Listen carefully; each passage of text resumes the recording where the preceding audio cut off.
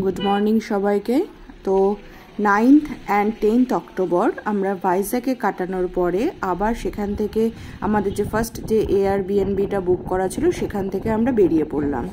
তো সকালে প্রথম এই সূর্য এবং চন্দ্র দুটোকে একই ছাদের তলায় দেখতে পেয়ে খুবই নিজেদেরকে একটু ভালো লাগছিল। তো আমরা রওনা দিয়েছি। ফাইনালি আমরা বিশাখাপত্তনম রেলওয়ে স্টেশন যেটা সেখানে পৌঁছে গেছি। এখন ঘড়িতে সময় 6:24 আর আমাদের ট্রেন 6:45 ট্রেন দিয়ে দিয়েছে অলরেডি প্ল্যাটফর্মে। 8 নম্বর প্ল্যাটফর্মে ট্রেন দিয়ে দিয়েছে। হ্যাঁ ওই যে ট্রেন মামা হাই করে দাও। ওকে, ট্রেনে উঠি। আমরা যাচ্ছি আরাকু, বিশাখাপত্তনম থেকে আরাকু কিরণডুল এক্সপ্রেস। এই যে আমাদের ভিস্তাডোম কোচ। সবাই মনে হয় উঠেই পড়েছে, তার জন্য দরজাও বন্ধ হয়ে গিয়েছিল। আলটিমেটলি আমাদেরকে দেখার পরে লোকজন ভেতর থেকে আবার দরজা খুলে দেয়। তো আমরা ফাইনালি হচ্ছে গিয়ে ভিস্তাডোমে উঠি। মানে এটা ছিল আমাদের কাছে একটা স্বপ্ন, ভিস্তাডোমে মানে আরাকু যাব ভাইজ্যাগ থেকে, ভিস্তাডোমে উঠবো না সেটা মানে হয় না আর কি। মানে অ্যাকচুয়ালি মানে বিশাখাপত্তনম থেকে আরাকু যেতে গেলে মানে যে সিনারিক যে বিউটি বা সিনারিক যে ভিউ সেটা মানে আমি আমার পার্সোনাল অভিজ্ঞতা থেকে বলছি, কেবলমাত্র তোমরা যদি ভিস্তাডোমে যদি যাও তাহলেই মানে মন খুলে তুমি যে প্রকৃতির মধ্যে হারিয়ে যেতে পারবে সেটি কেবলমাত্র এই ভিস্তাডোমে গেলেই তুমি সেটা ফিল করতে পারবে। মানে ট্রেন, পাহাড়, প্রকৃতি, তারপরে ঝর্ণা, টানেল সবটাই মানে মিলেমিশে প্রকৃতি তোমার কাছে একাকার হয়ে যেন তোমার হাতের মুঠোর কাছে চলে এসেছে, কোলের কাছে চলে এসেছে, মানে তোমার ল্যাপে চলে এসেছে প্রকৃতি। এরকম একটা ফিলিংস আর কি জেগে ওঠে ভিস্তাডোমে উঠলে।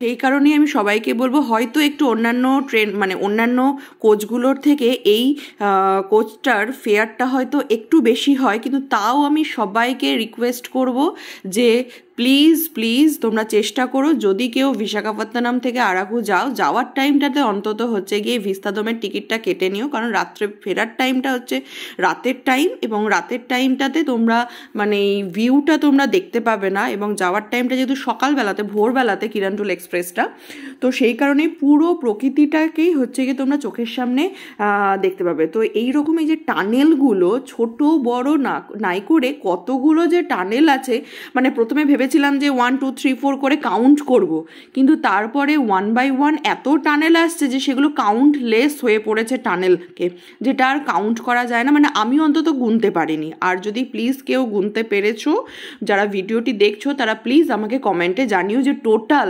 বিশাখাপত্তনম থেকে আরাকু যেতে গেলে টোটাল কতগুলো হচ্ছে গিয়ে টানেল পরে, আমাকে কমেন্টে লিখে জানিও।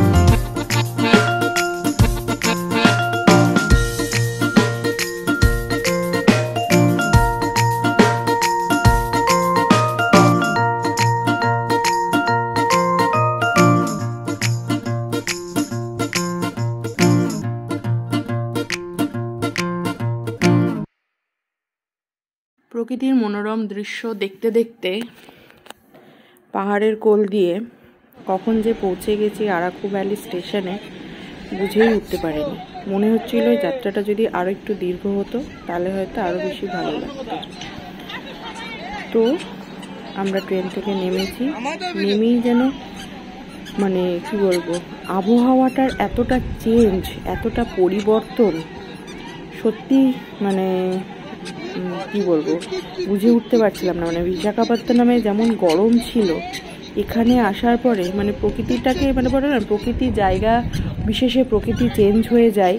তো মানে সত্যি এখানকার ওয়েদারটা এতটাই ঠান্ডা, মানে এখানে এসে ভাবছি আমাদের যে এসি রুমগুলো বুক করা হয়েছে, বেকার বেকার এসি রুমগুলো বুক করা হয়েছে, এতটাই ঠান্ডা। মানে ঘরে ঢোকার পরেও মনে হচ্ছিলো যে ফ্যান চালাতে হবে না, এরকম একটা ব্যাপার। তো এখানকার দৃশ্য মানে স্টেশন থেকে দৃশ্যও সেই চোখে পড়ার মতো। তো স্টেশনের বাইরে বেরোলেই, গেট থেকে বাইরে বেরোলেই প্রচুর এখানে গাড়ি রয়েছে। মানে তোমরা যে গাড়ি বুক করেই তোমাদেরকে আসতে হবে এরকম কোনো ব্যাপার নেই। এখানে এসেও তোমরা হচ্ছে গিয়ে সবাই গাড়ি বুক করতে পারো, ইনস্ট্যান্ট গাড়ি আর কি নিতে পারো। তো আমাদের যেহেতু গাড়ি সঙ্গেই এসেছিলো, কারণ প্রচুর লাগেজ, বাচ্চা টাচ্চা ছিল যেহেতু প্রচুর লাগেজ, তার জন্য গাড়ি আমাদের সঙ্গেই এসেছিলো।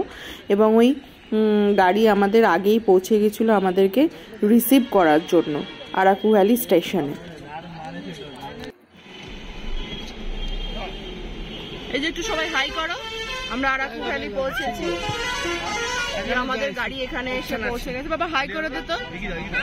হ্যাঁ, আমরা আরাকু ভ্যালি পৌঁছেছি এবং মানে আমরা তো ট্রেনে এসেছি, কিন্তু আমাদের গাড়ি লাগেজগুলো নিয়ে আগেই পৌঁছে গেছিলো। পার্কিং এরিয়াতে গাড়ি ছিল গাড়ি। আমরা স্টেশন থেকে এখন টুয়ার্ডস হোটেল যাচ্ছি।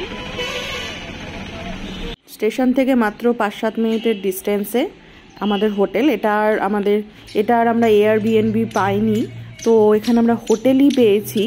তো সেই কারণেই এখানকার হোটেলটাও সুন্দর এবং রুম থেকে ভিউগুলোও ক্লিয়ার। এই ছিল আজকের আমাদের ভিডিও।